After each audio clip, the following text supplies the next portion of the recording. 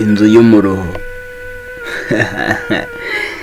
Ghetto ya Kigali abenshi ntabwo bakunda kuvuga cyangwa se ngo bamentioning iby'ukuri ibibera mu mageto.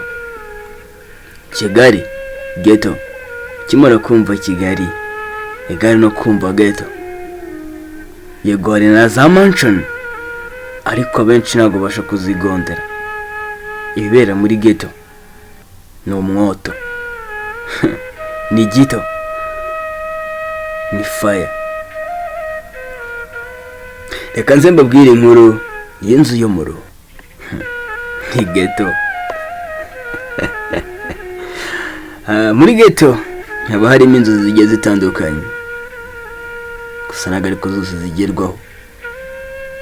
Amarira agahinda kabarara bazirimo, bazirirwamo manywa nijoro.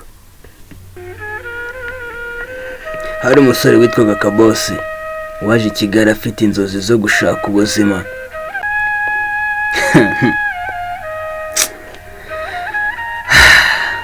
Yari afite akazi gaciriritse ko gutunda ibicuruzwa mu isoko rya Nyabugogo, ariko amafaranga yabonaga ntiyashoboraga kuba yahuza n'ubukode cyangwa se ngo amwuzurize ubukode. Ibyo kurya ndetse n'imyambaro n'ibindi bigiye bitandukanye. Iyi nkuru iyo uyu musore yaje kubura ubwishyu bwa ghetto, ntabwo muri bwizere ibyo landlord we yamukoreye bibi cyane. N'agahinda kuzuye amarira ndetse n'ibikomere ku mutima we ndetse n'abandi bameze nkawe. Mu kwezi kwa kane kose nta bushobozi yari afite bwo kwishyura inzu. Nyirinzu umugabo w'inkazi witwaga Rutayisire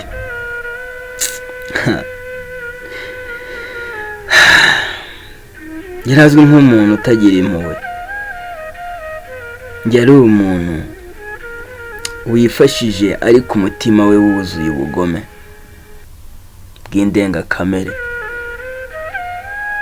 Iyo yaburaga amafaranga y'inzu noneho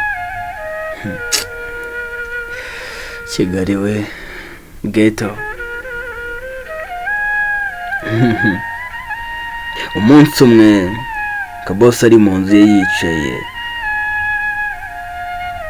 atanariye, ameze nabi, amaso yatukuye. Rutayisire yaraje arakomanga ari we nyiri byondo landlord. Yasa azahonda urugi cyane. Azahonda urugi cyane agira ati, erega ndashaka amafaranga yanjye uyu munsi ntacyo umbeshya noneho. Ubwo iminsi yari imaze kuba 4, 5, 6 hafi cyumweru atishyura amafaranga y'inzu.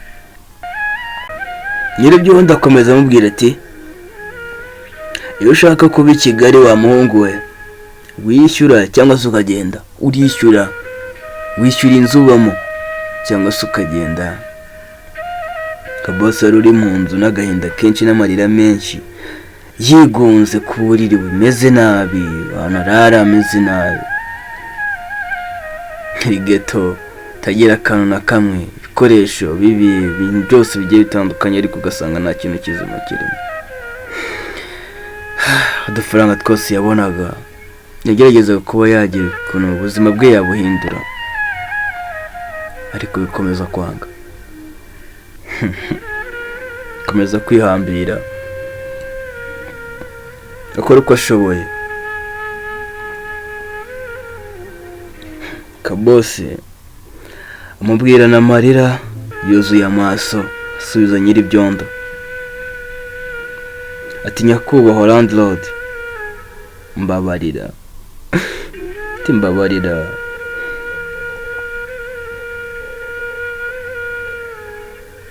Asaba imbabazi atakamba, amafaranga ndayabura, nkoresha imbaraga zose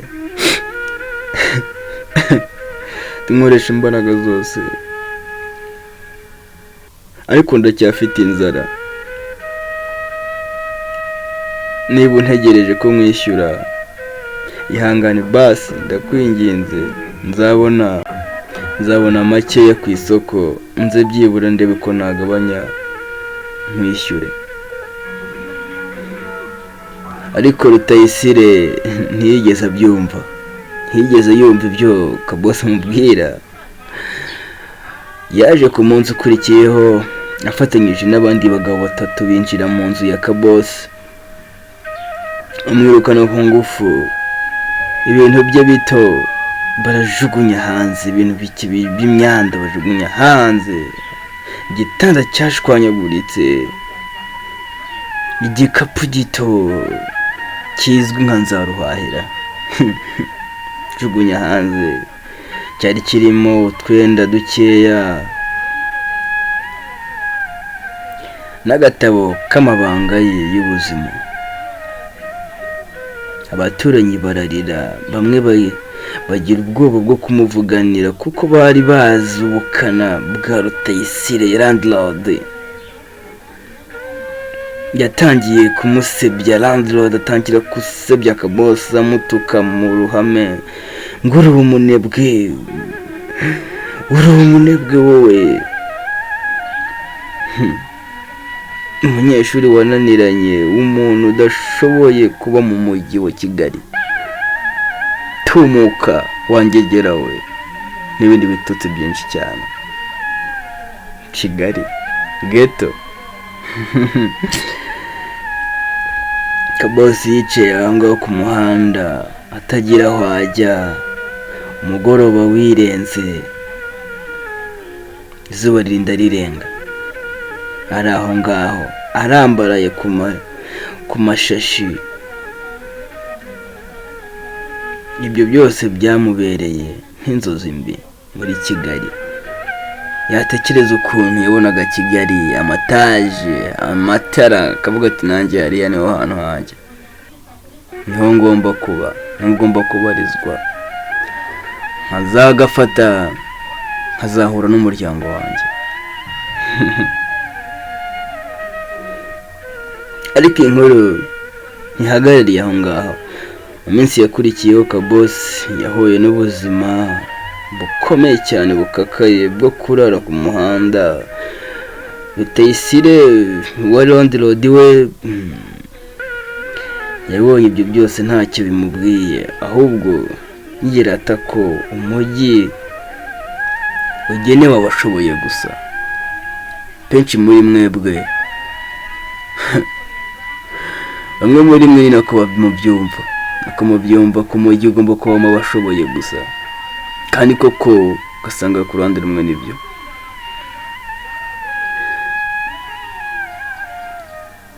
Abana bo ku muhanda nibo bamubaye hafi,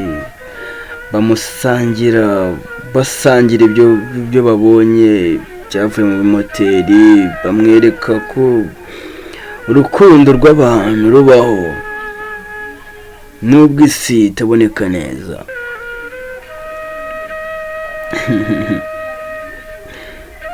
Ubugome bw'abantu bazi ko bafite imbaraga, bushobora guca intege abakene, ariko ntibuzigera buhanagura icyizere n'inzozi z'umutima w'abantu b'imbabazi. Inzu yo mu ruhu ghetto. Ariko nubwo Kabosi yabaye ku muhanda, umutima we ntiwapfuye. Yibutsa amagambo nyina yahoze amubwira akiri muto, ati mwana wanjye, inzira y'ubuzima irimo imisozi miremire, imbuga ndende, ariko umutima uticujije uzagera aho ugana.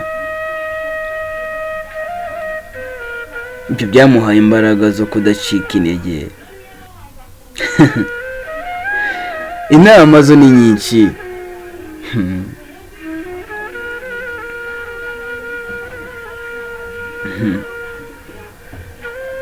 ni nyinshi. Biragoye kandi bikomeye cyane guhatana muri mujyi wa Kigali, cyane cyane ku bantu badafite ubafata akaboko. Wari umuriro, uryama muri ghetto, kararama impande n'impande, abantu bakaguseka, abantu baseka, abandi bagushinyagurira. Inzu irimo umusaka ubamo, izirimo udusimba tugiye dutandukanye, ukemera kuryamana natwo. Cockroaches. Ibaze kwemera kubana n'ibinyenzi bitondagira uburiri bwawe, ariko ukaryumaho ugaceceka bugacya, ukajya gushakisha ubuzima. Umujyi wa Kigali, ghetto, ni fire, ni umuriro.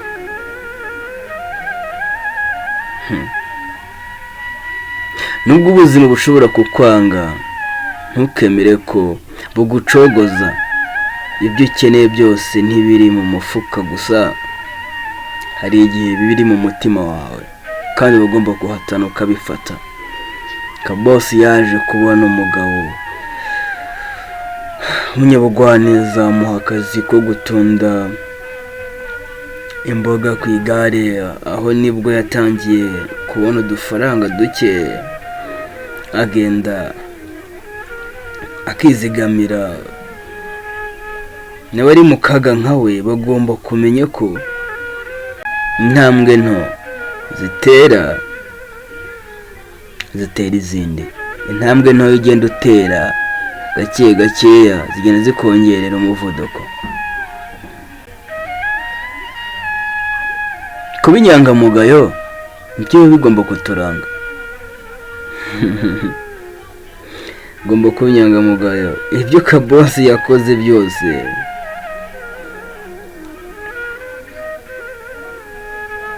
yabikoraga atavuga ibinyoma. Nubwo byatindaga, bamumenye bamugiriye icyizere kuko babonye ko ari umusore w'inyangamugayo, gukorana imbaraga, murava mu buzima. Icyizere ni amafaranga arenze ayandi yose. Burya ibyo wakora byose,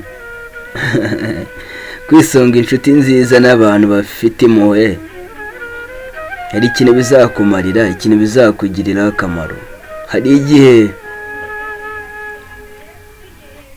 ushobora kuba utari umuntu mukuru uzagufata akaboko cyangwa se ngakwereka inzira, ahubwo mugenzi wawe. Abana bo mu muhanda bahora basuzugurwa umunsi ku munsi, nibo bamubereye inshuti nziza.